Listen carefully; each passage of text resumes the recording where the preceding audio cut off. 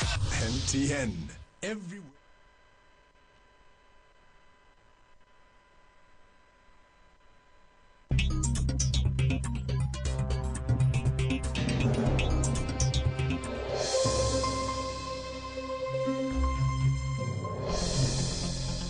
Publication du nombre d'emplois pénibles en Côte d'Ivoire par la SOGECI, la Confédération des entreprises de Côte d'Ivoire. Une trentaine d'emplois identifiés. L'étude relance le débat sur le départ à la retraite à 60 ans.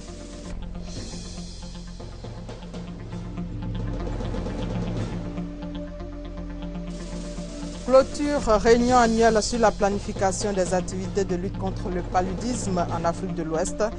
Comme principale recommandation, les participants demandent plus d'appui des bailleurs de fonds pour soutenir les pays africains.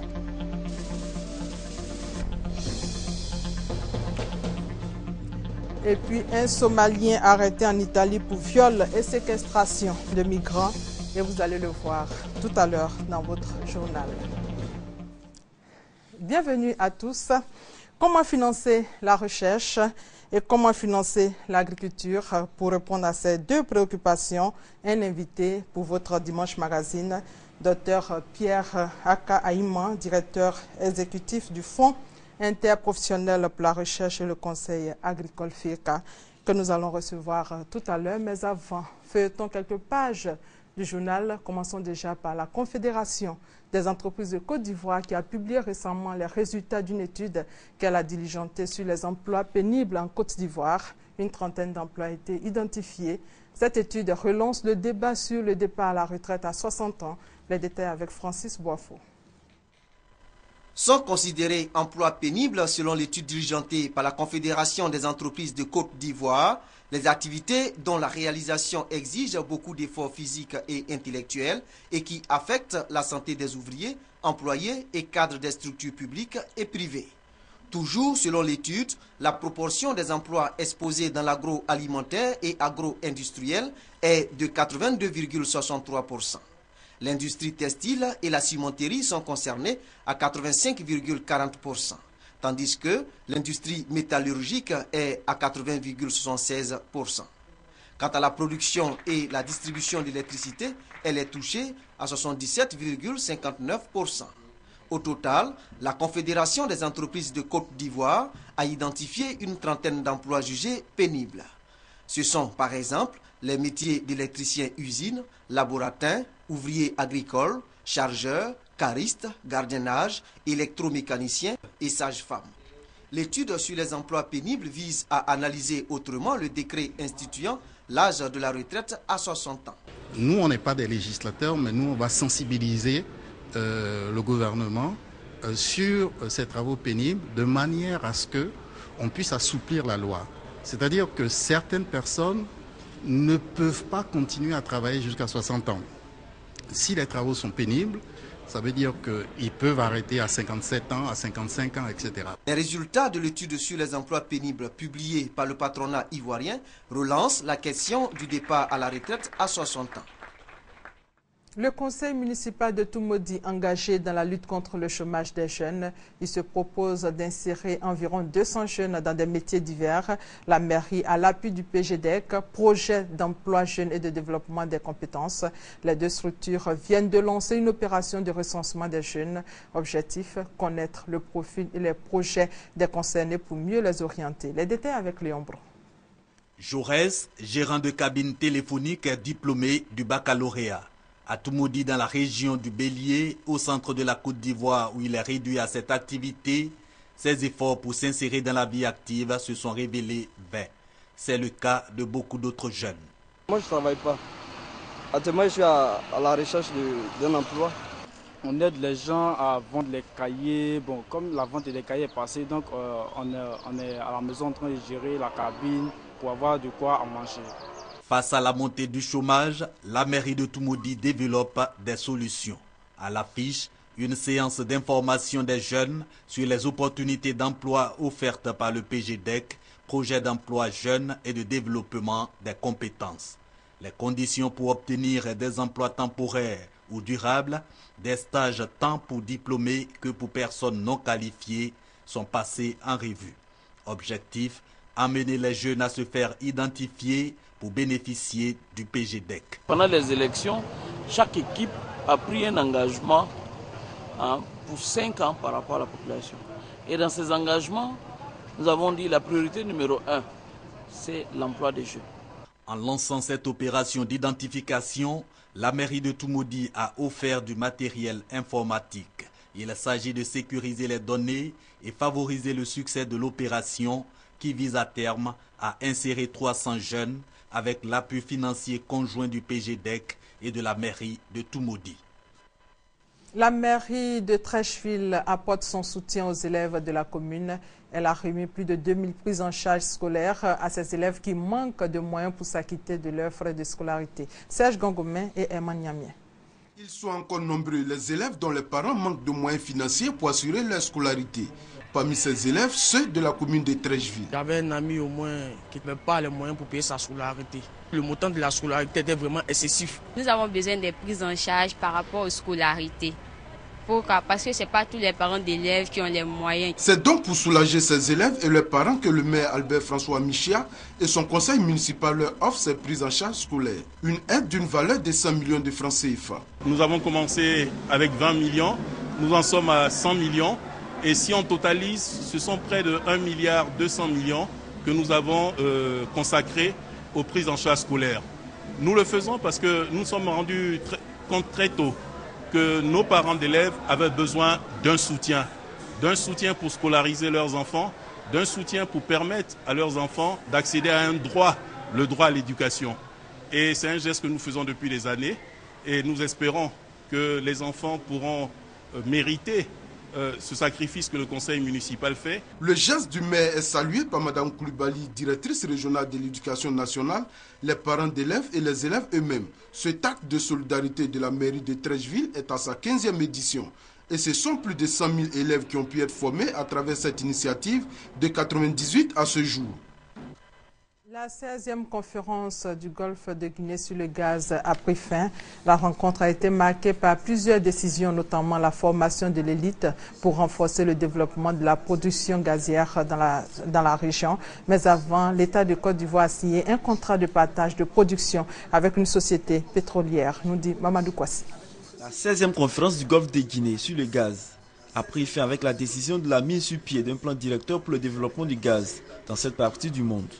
Les États participants ont examiné l'impact du gaz naturel sur le développement économique de la région avant de décider de la mise en œuvre d'une coopération intra-régionale au profit des populations. Mais avant, les États proposent la formation des hommes pour maintenir le cap de développement. Il faut retenir le rôle important du gaz dans le développement économique et social de notre région. Et deuxième leçon à tirer de cette conférence, c'est que la coopération entre les pays producteurs de gaz et les utilisateurs de gaz est absolument essentielle. Et que quand bien même vous êtes producteur de gaz, il est bien aujourd'hui que nous regardions devant pour voir dans quelle mesure nous pouvons participer à cette révolution nouvelle du gaz naturel liquéfié. La Côte d'Ivoire s'est engagée à chercher du pétrole de façon très sérieuse pour que nous soyons à l'abri d'une pénurie de gaz dans les 20-30 années à venir. Après Abidjan, c'est Abuja, la capitale du Nigeria, qui va accueillir en 2014 la 17e édition. Une édition qui réunira les détenteurs de ressources et les investisseurs. Avant la clôture de la 16e conférence du Golfe de Guinée sur le gaz, un contrat de partage de production a été signé entre l'État de Côte d'Ivoire et Citol, une société pétrolière. Objectif, renforcer la capacité de production du champ gazier situé au large des côtes du Grand Bassam. Le Comité international de la Croix-Rouge de Côte d'Ivoire et la Croix-Rouge du Libéria unissent leurs efforts pour retrouver les parents d'enfants réfugiés. Il s'agit d'enfants séparés de leurs parents lors de la crise post-électorale. Et les photos de 41 enfants concernés sont affichées à la Croix-Rouge Côte d'Ivoire. Michel Mambo. Enfants cherchent parents. Ils sont encore nombreux. Ces enfants, hors du cocon familial depuis la crise post-électorale. Une bonne poignée a eu bien de chances d'être retrouvée. Une lueur d'espoir pour ces tout-petits, le Comité international de la Croix-Rouge, section Côte d'Ivoire, et la Croix-Rouge du Libéria engagent des démarches pour retrouver leurs parents. Le CICR a pour mandat de rétablir le lien entre les personnes qui se sont trouvées dispersées du fait de la crise ou bien d'une guerre ou d'un conflit armé. Et cette campagne postale-là vient pour répondre au fait que nous, des enfants, sont séparés de leur famille, ne savent pas où se trouvent leurs parents et le CICR a pour but de pouvoir les regrouper avec leurs parents. Top départ de l'opération, la commune de Yopougon. Et le choix de la cité n'est pas fortuit. La première édition de l'opération Poster Radio du CICR Côte d'Ivoire, partie d'ici l'an dernier, a tenu toutes ses promesses. En fait, après les affichages, heureusement, il y a des familles qui sont reconnues. Et bon, il y a eu un rétablissement de ces liens-là. L'opération va s'étendre sur toute l'étendue du territoire national. Les photos de ces bouts de choux affichés dans les églises, mosquées et autres lieux de rendez-vous, histoire de multiplier les chances de retrouver au plus vite leur famille. 3 jours de célébration pour plus de solidarité en Côte d'Ivoire. Les Ivoiriens ont participé récemment à des activités sportives, échangé lors de conférences publiques. Le thème de la journée de la solidarité 2013 a porté sur la question des victimes. Christelle Ménan et Laetitia Manglé. La solidarité ivoirienne est légendaire et depuis 2007, un décret institue le 25 août de chaque année comme journée nationale de la solidarité. La solidarité, c'est quelque chose de bien, la journée déjà. Mais il faudrait qu'on arrête de faire tout ce qui est folklore et puis qu'on aille droit au but avec des choses plus sincères qui prônent l'amour véritable. L'essence, c'est la journée nationale de la solidarité. On s'arrête pendant quelques jours pour penser à toutes ces personnes-là qui souffrent, qui ont souffert de la guerre, qui ont souffert de la crise. L'édition 2013 de la Journée nationale de la solidarité a été célébrée du 5 au 7 novembre dernier. Conférences publiques, activités sportives, plus de 1000 participants venus communier autour du thème retenu, solidarité et réconciliation nationale, la question des victimes de guerre. Le bilan est positif et on peut s'attendre à des retombées concrètes pour les populations concernées. Le cas particulier des victimes de guerre est préoccupant.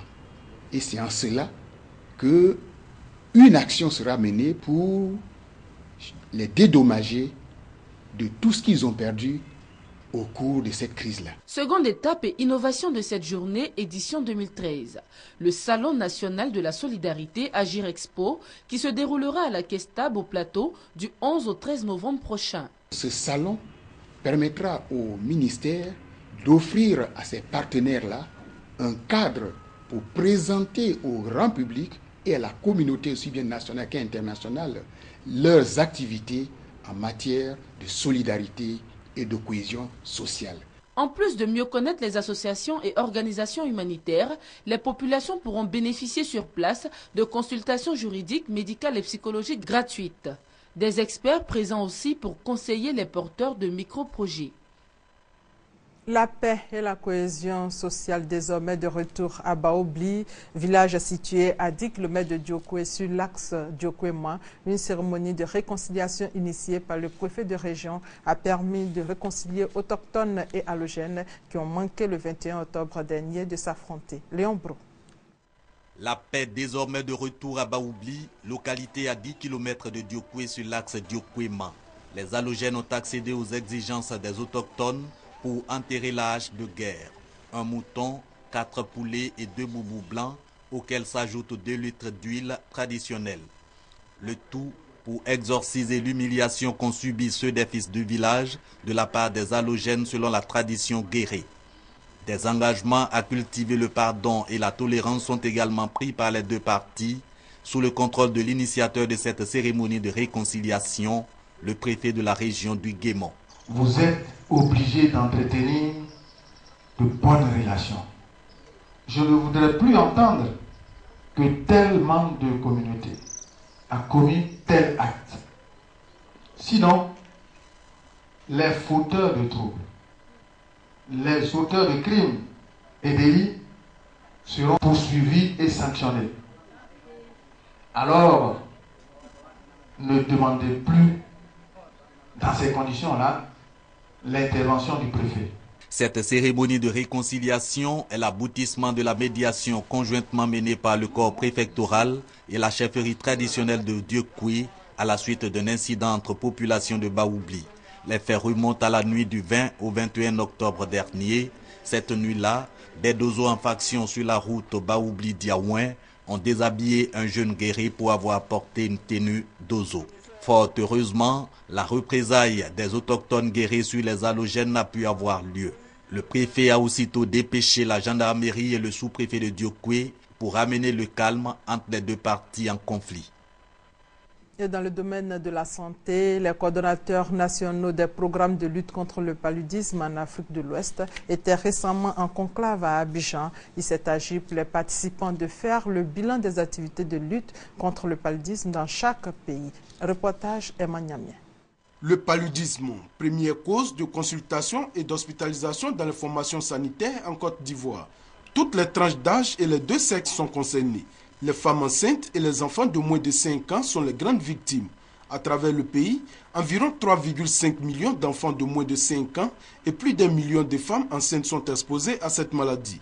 Une préoccupation donc pour l'État qui a adopté un programme national de lutte contre le paludisme.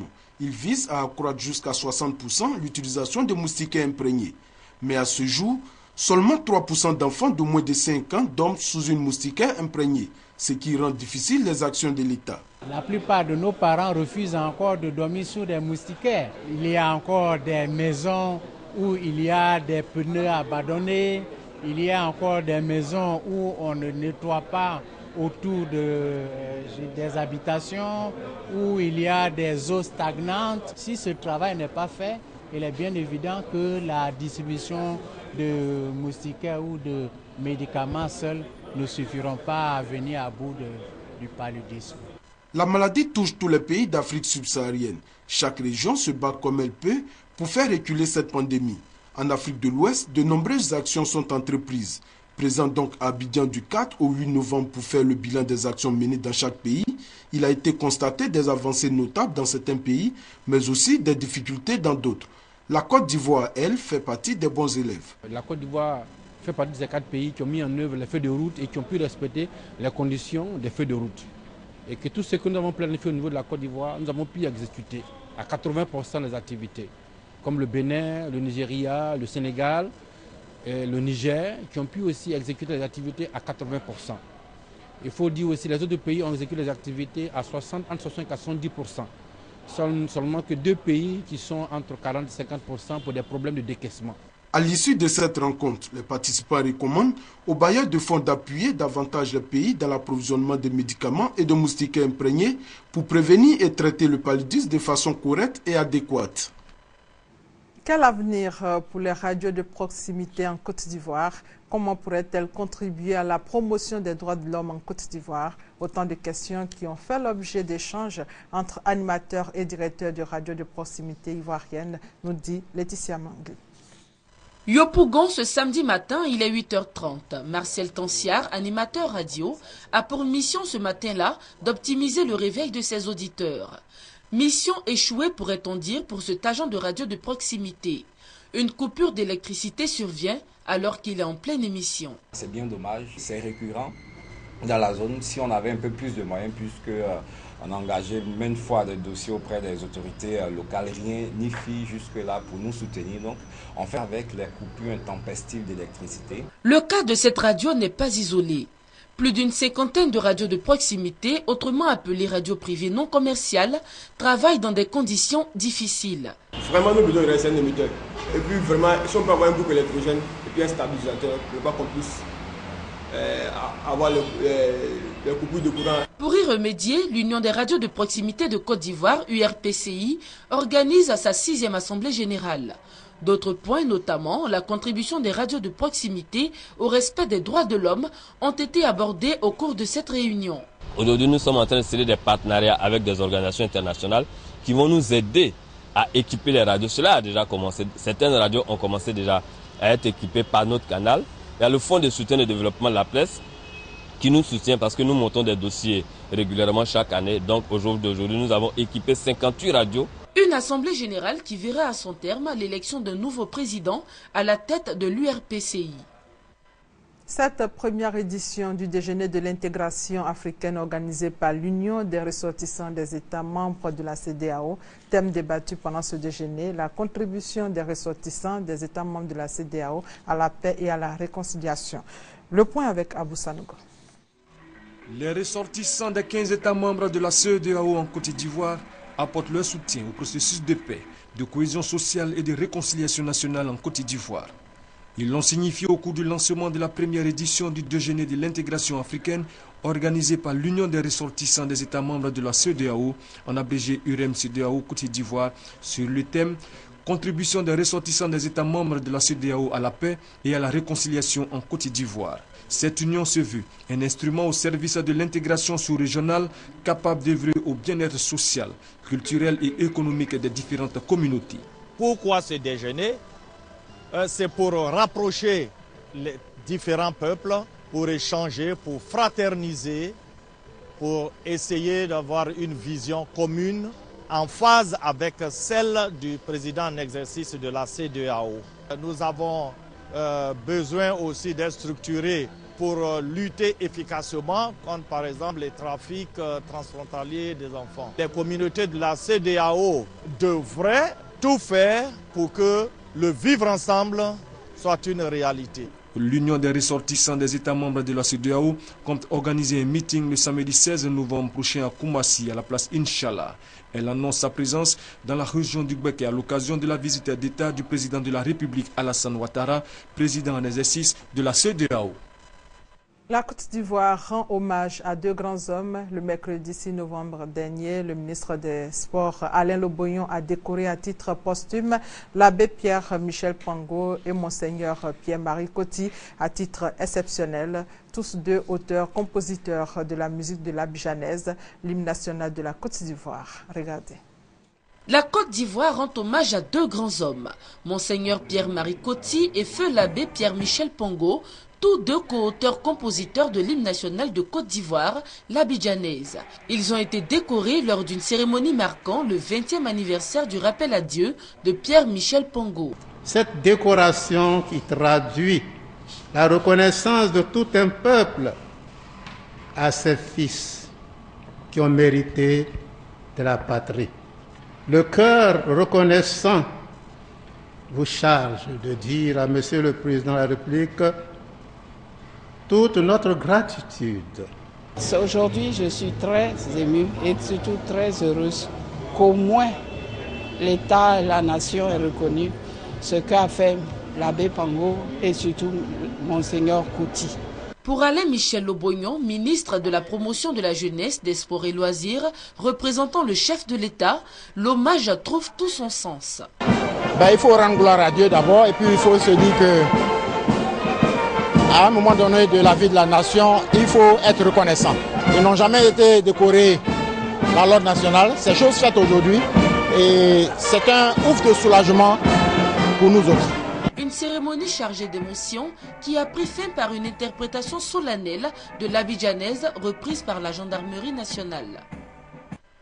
Au Mali, la rébellion Touareg du mouvement national de libération de l'Azawad a accusé l'armée malienne d'avoir exécuté 3 civils dans une zone du nord-est du Mali où, selon le gouvernement malien, des soldats ont tué 3 bandits armés dans un accrochage. Et en République démocratique du Congo, les diplomates constatent à Chanzhou la débâcle du M23. Des images pour en témoigner. C'est en délégation que des attachés à la défense de plusieurs ambassades se sont rendus à Chanzhou, dans le nord Kivu. Plus précisément vers la colline de Chanzhou, un lieu symbolique. C'est de là que le groupe rebelle M23 a malmené l'armée congolaise pendant plus de 20 mois. Sur cette place forte abandonnée, la délégation accompagnée d'officiers de l'armée congolaise est venue constater les caches d'armes du M23. Ce sont près de 300 tonnes de munitions et d'armes lourdes qui ont été trouvées, une découverte qui a surpris les attachés à la défense présents. Je salue cette prise de colline qui devait être quelque chose de très difficile, mais en tout cas je suis très impressionné par la diversité des munitions, le stock de munitions qui sont sur cette colline. Il ne s'agissait pas seulement d'une visite d'observation, mais il s'agissait aussi de relever les numéros d'identification pour tenter de connaître la provenance de toutes ces armes. Pour le gouverneur du Nord Kivu, une chose est sûre, les armes ne proviennent pas des dépôts de l'armée congolaise à Goma. S'il y avait des groupes armés qui pilulent dans la région, c'est parce qu'ils avaient un approvisionnement de la part du M23. Ces quantités d'armement que nous avons vues à Tchanzu démontrent à suffisance que c'est le M23 qui alimentait tous les autres groupes armés pour qu'ils sèment désolation et mort sur l'ensemble de la province du Nord Kivu. Depuis la défaite du M23 le 5 novembre dernier, ce sont désormais les forces congolaises qui occupent les lieux. Elles ont présenté à la délégation près de 280 combattants du M23. Certains se sont rendus aux forces armées congolaises, les autres ont été capturés pendant les combats. Sur les visages des combattants congolais, on peut voir leur fierté d'avoir tenu en échec la rébellion après de longs mois d'offensives et de combats intensifs. D'autres informations sur le continent avec une pause en Italie où des dizaines de migrants passagers du navire qui a coulé le 3 octobre près de Lampedusa avaient été séquestrés, torturés et les femmes violées avant leur départ de Libye. Mais commençons déjà par la Mauritanie. La campagne électorale pour les législatives et les municipales est lancée en Mauritanie. Musique et ambiance de fête dès les premières heures devant les sièges des partis politiques en lice, notamment l'UPR, le parti au pouvoir. Le scrutin est boycotté par toute l'opposition, à l'exception des islamistes. Pour le parti Tawassol, la participation à l'élection constitue une forme de lutte contre la dictature du régime. Au Mali, fin de mission pour le général Sanogo. Le comité chargé de réformer l'armée malienne qu'il préside est officiellement dissous. Amadou Sanogo, responsable du putsch militaire de mars 2012, avait été nommé lors de la période de transition politique. C'est une arrestation importante dans le trafic de migrants. Un passeur somalien de 34 ans est aux mains de la police italienne. Mohamed Elmi Mohieddine est directement impliqué dans le naufrage de Lampedusa début octobre. Il est notamment accusé de traite de personnes et de violences sexuelles. Les migrants ont subi différentes sortes de tortures. Ils ont été séquestrés et volés. Les femmes ont été violées à tour de rôle par des trafiquants soudanais et libyens. Témoignages recueillis auprès des rescapés du naufrage qui avaient fait au moins 360 morts. La technologie au service de la lutte contre le braconnage. Le Kenya a implanté des puces électroniques dans les cornes de ses 1000 rhinocéros recensés. Les enquêteurs pourront ainsi lier tout cas de braconnage à des cornes retrouvées ou confisquées. Plus de preuves aussi en cas de procès pour trafic illégal. La corne de rhinocéros, très prisée en Asie, est estimée à 60 000 $, soit 2 fois plus que l'or ou le platine. Et ici en Côte d'Ivoire, la campagne cacaoyère 2013-2014 est ouverte officiellement dans la région de Bongouanou. Elle a permis de dresser le bilan de la campagne passée, bilan jugé positif. Les producteurs de la région de Bongouanou entendent renouveler cet exploit. Justine Seydjike. Ouverture de la campagne cacaoyère 2013-2014 dans le département de Bongouanou, situé à 198 km d'Abidjan à l'est de la Côte d'Ivoire. 2 temps forts pour marquer l'événement. Le bilan de la campagne 2012-2013 qui fait état d'une production de 17 748 079 kg de cacao par la délégation de Bongouanou. La palme de la meilleure production revient à la région du Moronou avec 15 427 109 kg de cacao, soit 86,92% de l'ensemble de la production cacaoyère des 3 régions composant cette délégation. Ensuite, la présentation des logiciels du SAIGIC et du SICOPS qui vont permettre une traçabilité des produits et une gestion optimale de la sacherie dont la distribution a souvent été décriée par les paysans, ainsi que le nouvel arsenal juridique devant permettre de réprimer la fraude sur le prix garanti par l'État. Ce sont les dispositions devant régir la nouvelle campagne cacaoyère. Le délégué régional du Conseil Café-Cacao de Bongouanou a, au cours du lancement de cette campagne, rappelé l'objet de la réforme de la filière qui est de replacer le producteur au cœur de la filière, Le préfet de la région du Moronou, Nemle Ouandé, pour clore la cérémonie, a prodigué des conseils aux producteurs de Bongouanou en vue de tirer un meilleur avantage du prix garanti par l'amélioration de leur production. Pour cela, 3283 hectares de plants sélectionnés sont en cours de distribution dans la zone de couverture de la délégation de Bongouanou.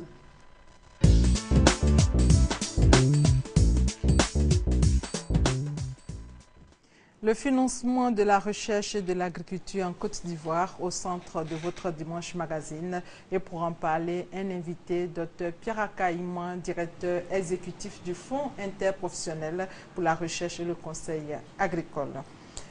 Bonjour docteur. Bonjour madame. Commençons déjà avec cette interrogation. En quoi consiste le financement de l'agriculture? Dans une récente déclaration, M. Coulibaly Mamadou Sangafoua, le ministre de l'Agriculture, indiquait que la problématique du financement était au cœur de la mission de modernisation de l'agriculture. Le ministre indiquait également que le financement de l'agriculture était de 3 ordres. Il y avait le financement des investissements lourds, à savoir les routes, les barrages agricoles, les barrages hydro-agricoles et agro-pastoraux, les centres de formation, l'administration agricole et le foncier rural. Tout cela relevait de la puissance publique. Le deuxième type de financement, c'est le financement de l'exploitation agricole, qui lui relève du crédit agricole.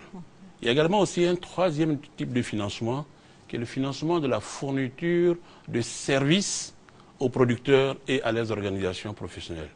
Ce financement relève de l'État, des filières elles-mêmes et des partenaires au développement. Donc le financement de l'agriculture est multiforme.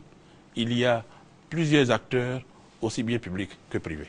Docteur, il y a beaucoup à dire sur ce sujet. Marquons déjà une courte pause pour suivre cet élément de Herman Niamé qui met l'accent sur la relance de l'agriculture qui, selon les experts, passe par le financement de la recherche. Regardez. Le développement de l'agriculture ivoirienne et son financement, des préoccupations majeures du gouvernement ivoirien. Si au lendemain de son indépendance, la Côte d'Ivoire a fait le choix de baser son développement sur le secteur agricole, la filière mérite aujourd'hui de passer à une autre phase, celle de la mécanisation et de la transformation des produits agricoles pour la rendre davantage compétitive. Conscient de cela, l'État a adopté un programme national d'investissement agricole inclus dans le plan national de développement PND 2012-2015, d'un coût global de plus de 2000 milliards de francs CFA. Le FICA, le Fonds interprofessionnel pour la recherche et le conseil agricole, instrument professionnel au service de l'État et des filières agricoles, a un rôle important à jouer dans cette politique. Déjà pour l'année 2012, cette structure a pu mobiliser plus de 44 milliards de francs CFA à travers les cotisations professionnelles. Ces cotisations ont permis la réalisation de 400 projets dans les domaines de la recherche appliquée, du conseil agricole, de la formation technique des producteurs, de l'appui au renforcement des capacités des organisations professionnelles agricoles et des études sur l'environnement des filières. Tout cela au profit de plus de 300 000 producteurs. Le FICA, qui vient de fêter ses 10 ans d'existence, se dit prêt à relever les défis qui l'attendent. Avant de parler des 10 ans d'existence du FICA, l'agriculture est-elle mal financée ou insuffisamment financée en Côte d'Ivoire? Bon, ce que nous savons tous, c'est que l'économie de ce pays repose essentiellement sur l'agriculture. Au début de nos indépendances, nous avons tous constaté les efforts énormes consentis par l'État pour le financement de l'agriculture à travers les plans palmiers. Il y a eu 2 plans, les plans EVA, il y en a eu 6, le plan sucrier, le financement du coton et aujourd'hui le financement de l'anacarde, sans oublier le financement des productions alimentaires.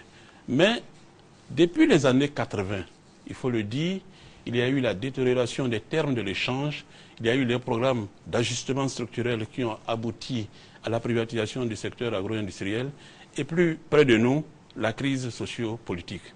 Tout cela a contribué, on le constate, à une baisse du tonus sur le financement de l'agriculture. Néanmoins, le gouvernement a repris l'initiative à travers le programme national d'investissement agricole où il y a un potentiel de plus de 2000 milliards de francs CFA qui seront mobilisés pour l'agriculture, dont déjà 500 milliards sont acquis. En outre, les pays africains s'étant réunis à Maputo dans le cadre de l'Union africaine, ont recommandé à tous les États de mobiliser annuellement 10% de leur budget national pour financer l'agriculture. Cela est en passe de devenir une réalité puisque le gouvernement a pris de nouveaux engagements pour pouvoir donc atteindre ces 10% d'ici 2015. Au total, l'agriculture, ces derniers temps, peut paraître insuffisamment financée, mais l'espoir renaît avec les nouveaux engagements du gouvernement. Mais justement, comment de façon pratique cela va se faire sur le terrain et quels sont les secteurs clés qui vont bénéficier du financement? Bon, le financement de l'agriculture, nous le savons tous, se fait à travers l'État. L'État finance sur son budget, finance à travers des dons et des emprunts qu'il négocie avec les partenaires techniques et financiers. Le financement se fait aussi par le secteur bancaire et aussi par la microfinance. Le financement se fait aussi par le partenariat public-privé et notamment le secteur privé tout entier, mais aussi à travers aussi les acteurs des filières agricoles. Les secteurs clés où s'opèrent ces financements, c'est souvent presque toutes les cultures d'exportation et aussi les productions alimentaires. On entend par culture d'exportation le cacao, le palmier, les VA, etc., etc. Ces derniers temps, le gouvernement, cette semaine même, a signé un accord avec la Banque mondiale pour le financement, le programme d'appui au secteur agricole. Ce programme permettra donc de dégager près de 25 milliards pour financer le palmier, les VA, le coton et l'anacarde. Il y a 2 ans, il y a eu un financement de près de 24 milliards pour soutenir les productions alimentaires. Il y a dernièrement encore des accords cadres qui ont été signés dans le cadre du partenariat public-privé en Abidjan, à Yamoussoukro et même hier à Odiéné par monsieur le Premier ministre. Le financement de l'agriculture se fait aussi sur l'ensemble de la chaîne de production, la chaîne des valeurs, à travers donc la production, la transformation, le transport, la distribution et la consommation. Donc tous ces canaux sont des canaux de financement donc, de l'agriculture.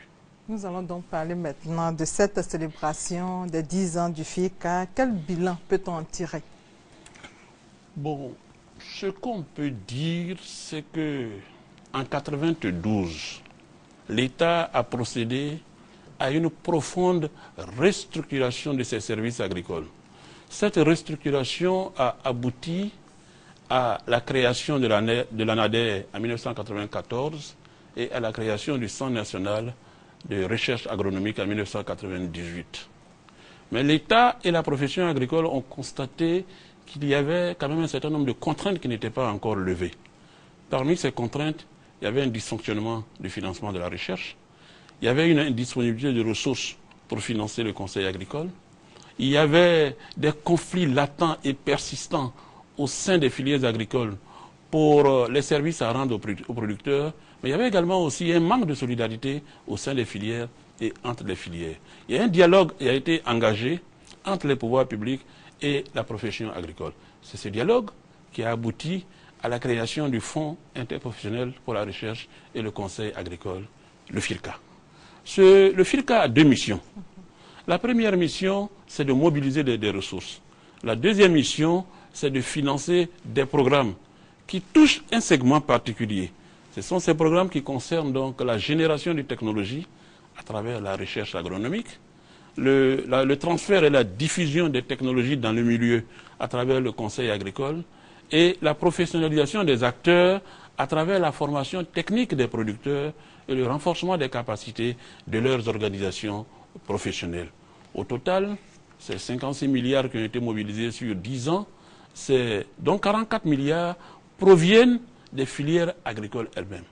Donc la politique de l'État engagée qui consistait à faire un cofinancement avec la profession agricole, on peut dire aujourd'hui, est une réussite. Et le bilan donc l'a montré. Ce sont 400 projets également aussi qui ont été donc financés dans divers secteurs. Votre élément l'a si bien montré. Le FIRCA est-il donc un modèle achevé de financement? Bon, le FIRCA est opérationnel. Le FIRCA rend des services. Il continue de se construire. C'est un modèle qui, tous les jours, est en train donc de se construire pour permettre aux filières agricoles d'atteindre les performances qu'on attend d'elles. Et quel est le mécanisme de mobilisation des ressources de financement du développement agricole? Bon, Il y a 3 types de financement pour le développement agricole. Il y a les cotisations professionnelles, il y a les subventions de l'État, il y a les contributions des partenaires au développement.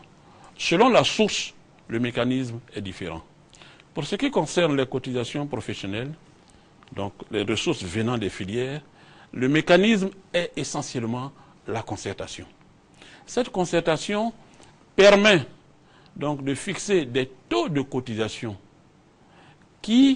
ces taux de cotisation donc sont des taux qui sont fixés pour permettre de réaliser les programmes des filières, mais sans éroder le revenu du producteur. Ce mécanisme est garanti par l'État à travers des prises de textes réglementaires pour imposer donc le taux à tout le monde d'une part, mais aussi à travers l'utilisation du service des impôts. En ce qui concerne les subventions de l'État, le mécanisme de mobilisation des ressources pour le développement agricole se fait par les voies normales, les procédures normales du budget national. Quant aux partenaires au développement, le mécanisme s'opère par l'exécution de projets qui sont confiés au FIRCA, d'une part, mais également aussi par l'exécution de projets que le FIRCA négocie en direct. Ce sont les différentes formes de financement du développement agricole et puis ce sont les différents mécanismes en fonction du type de financement. Et parlons maintenant du financement de la recherche. Comment cela se fait pratiquement? Bon, disons que pour ce qui concerne la recherche, il y a des pays où le financement de la recherche se fait par des prélèvements sur les importations. Il y a des pays où ça se fait par des prélèvements sur le secteur minier. Il y a des pays où le financement de la recherche se fait de manière diverse. Mais en Côte d'Ivoire, ce qu'on a choisi, c'est un financement à travers, premièrement, l'État, à travers des sous-produits de la recherche sur la base des champs expérimentaux que la recherche elle-même met en place, mais également aussi à travers le mécanisme FIRCA, où les filières elles-mêmes confient à la recherche des missions à accomplir, mais également aussi des projets que la recherche exécute. La recherche est importante, elle est fondamentale pour qu'une agriculture soit performante. Dans un pays comme la Malaisie, pour la seule filière EVA, c'est 17 milliards qui sont engagés chaque année pour financer la recherche, sans parler du peuple. La recherche est essentielle, elle a besoin d'être financée. Mais lorsqu'on a des produits de recherche, il faut transférer ces produits-là dans le milieu, à travers donc le conseil. Donc l'agriculture a vraiment besoin de financement massif. Votre message pour terminer donc?